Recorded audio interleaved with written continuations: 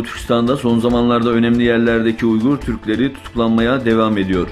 Gelen haberlerde Kaşgar Üniversitesi'nin müdürü Ekber Ömer ve yardımcıları Muhtar Abdülgaffar, Kurban Osman ve Gülnar Abdullah bu hafta başında sözde ikiyüzlülükle suçlanarak Çin polisleri tarafından tutuklandı. Tutuklandıktan sonra vazifelerinden azledilen 4 profesörün nerede olduğu ise bilinmiyor. Doğu Türkistan meselesi uluslararası gündem oluşturmaya devam ediyor. 7 Eylül'de Birleşmiş Milletler İnsan Hakları Konseyi üyesi Nicole Morget, Çin'in Uygurlara yaptığı baskıları detaylı şekilde anlatan mektubu Amerika Birleşik Devletleri Dışişleri Bakanı Mike Pompeo'ya sundu. Amerika Birleşik Devletleri'nin Venezuela ordusundaki bazı muhalif askeri yetkililerle ülkede gizli darbe görüşmeleri yaptığı iddia edildi.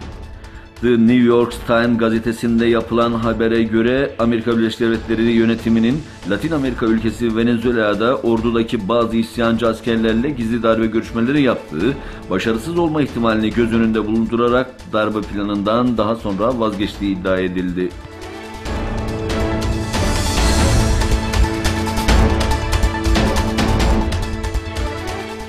Irak'ın petrol zengini Basra kentinde yaşanan protestolarda son 24 saatte 7 kişi öldü. Seçimden birinci ve ikinci çıkan sadr ve amiri listeleri Başbakan İbadi'nin derhal istifasını istedi. Dün akşam İran'ın Basra Başkonsolosluğu'nun basılıp ateşe verilmesinin gerisinde IŞİD ve Baas bağlantı gruplarının olduğu iddia ediliyor.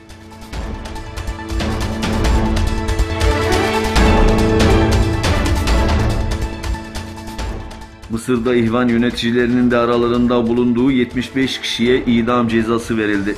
Mısır'da ordunun yönetime el koymasına karşın Rabia Meydanı'nda düzenlenen eylemlerle ilgili 739 kişinin yargılandığı davada 75 kişi hakkında idam, 47 kişi hakkında ise müebbet hapis cezası verildi.